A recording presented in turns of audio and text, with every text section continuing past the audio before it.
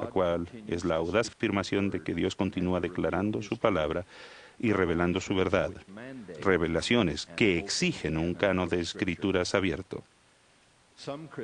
Algunos cristianos, en gran parte por el genuino y sincero amor que tienen por la Biblia, han declarado que no puede haber escrituras autorizadas más allá de la Biblia.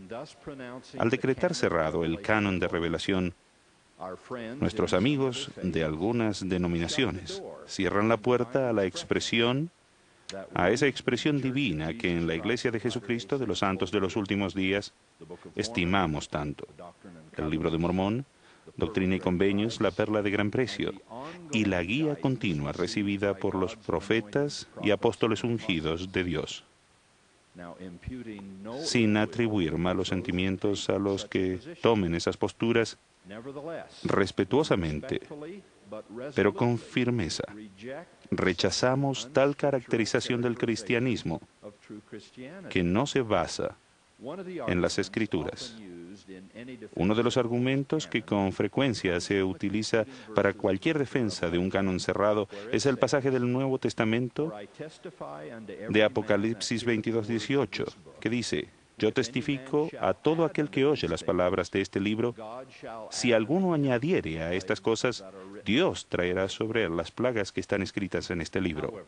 Sin embargo, existe un contundente consenso entre los especialistas en textos bíblicos de que este versículo se aplica solo al libro de Apocalipsis y no a toda la Biblia. Prácticamente todo erudito de la actualidad reconoce varios libros del Nuevo Testamento que muy probablemente se escribieron después de la revelación que recibió Juan en Patmos. En esta categoría se incluyen por lo menos la primera y segunda epístola de Pedro, la de Judas, las 3 de Juan y probablemente todo el Evangelio según San Juan. Existe una respuesta más sencilla que explica por qué ese libro del último que tenemos hoy como el último libro del Nuevo Testamento no se aplica a toda la Biblia, y es porque la Biblia, como la conocemos ahora, una colección de textos encuadernados en un solo tomo, no existía cuando se escribió ese versículo. Por ejemplo, siglos después de que Juan aportó sus escritos, los libros individuales del Nuevo Testamento estaban en circulación separados o quizá combinados con unos cuantos otros textos, pero casi nunca como una colección completa. De toda la colección de 5.366 manuscritos griegos conocidos del Nuevo Testamento, solo 35 contienen todo el Nuevo Testamento tal como lo conocemos, y 34 de ellos se compilaron después del año 1000 de la era cristiana. El hecho es que prácticamente todo profeta del Antiguo Testamento y del Nuevo Testamento ha agregado escrituras a las recibidas por sus predecesores. Si las palabras de Moisés en el Antiguo Testamento fueron suficientes, tal y como algunos por error las pudieran haber considerado, entonces, ¿por qué existen las profecías posteriores de Isaías o las de Jeremías que le siguen? Y ni se diga de Ezequiel, Daniel, de Joel, Amós y el resto. Si una revelación dada a un profeta en determinada época fuera suficiente para todas las épocas, ¿qué justifica la existencia de las otras? Jehová mismo lo aclaró cuando le dijo a Moisés: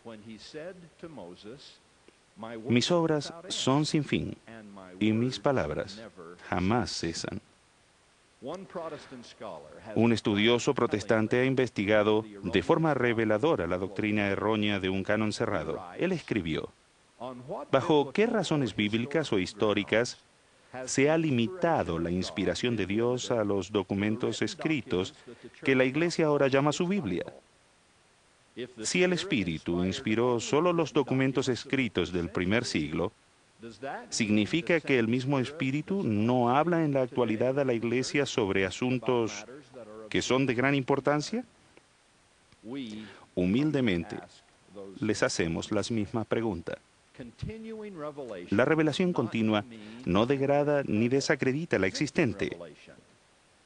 El Antiguo Testamento no pierde su valor ante nuestros ojos cuando se nos presenta el Nuevo Testamento. Y el Nuevo Testamento solo se ve realzado cuando leemos el Libro de Mormón, otro testamento de Jesucristo.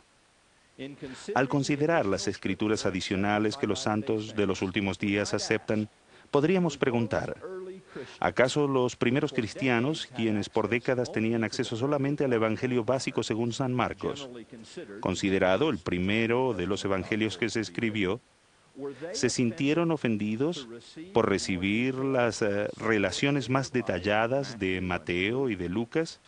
Y no se diga de los pasajes sin precedentes y del énfasis revelador que ofreció posteriormente Juan. Seguramente se regocijaron porque seguían recibiendo pruebas cada vez más convincentes de la divinidad de Cristo, y asimismo nos regocijamos nosotros. Por favor, no me malentiendan. Amamos y veneramos la Biblia, tal como el elder M. Russell Ballard enseñó tan claramente desde este púlpito hace un año. La Biblia es la palabra de Dios. Siempre se le menciona primero en nuestro canon, lo que llamamos los libros canónicos de la Iglesia. De hecho, fue un encuentro divinamente ordenado con el 5º versículo del primer capítulo del libro de Santiago, lo que llevó a José Smith a su visión del Padre y del Hijo, y que dio origen a la restauración del Evangelio restaurado de Jesucristo en nuestros tiempos. Pero incluso en ese entonces, José sabía que la Biblia por sí sola no podía contestar todas las preguntas de religión que él y otros como él tenían. Tal como dijo en sus propias palabras, los ministros de su vecindario estaban contendiendo, en ocasiones con ira, en cuanto a sus doctrinas. Sacerdote estaba contendiendo con sacerdote y converso con converso, en una lucha de palabras y contienda de opiniones. Casi lo único que estas religiones en contención tenían en común era, irónicamente, su creencia en la Biblia. Pero tal como José escribió, los maestros religiosos de las diferentes sectas entendían los mismos pasajes de las Escrituras de un modo tan distinto que destruían toda esperanza de resolver el problema en cuanto a cuál de las iglesias era la verdadera, recurriendo a la Biblia.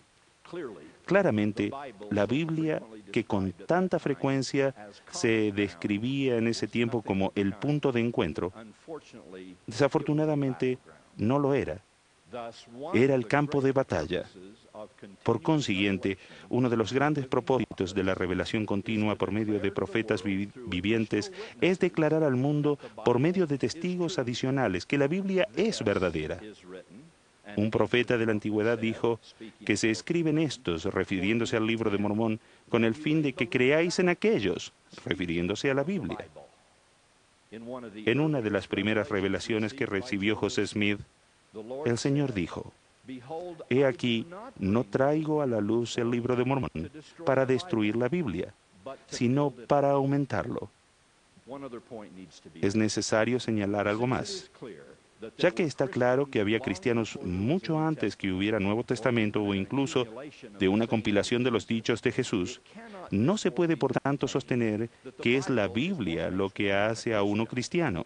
En las palabras del estimado estudioso del Nuevo Testamento, N. T. Wright, dice: el Jesús resucitado, al final del Evangelio según San Mateo, no dice: toda autoridad en el cielo y en la tierra se da a los libros que todos ustedes van a escribir, sino que dice: toda potestad me es dada en el cielo y en la tierra. En otras palabras, las Escrituras mismas señalan que la autoridad final y verdadera pertenece a Dios mismo y no a las Escrituras en sí. Por lo tanto, las Escrituras no son la fuente suprema de conocimiento para los santos de los últimos días, sino que son manifestaciones de ellas. La fuente suprema de conocimiento y autoridad para los santos de los últimos días es el Dios viviente. La comunicación de esos dones proviene de Dios como revelación viviente, vibrante y divina. Esta es una doctrina fundamental de la Iglesia de Jesucristo de los santos de los últimos días y nuestro mensaje al mundo, con el que se resalta la importancia de la asamblea solemne de ayer, en la que sostuvimos a Thomas S. Monson como profeta vidente y revelador. Creemos en un Dios que participa en nuestra vida,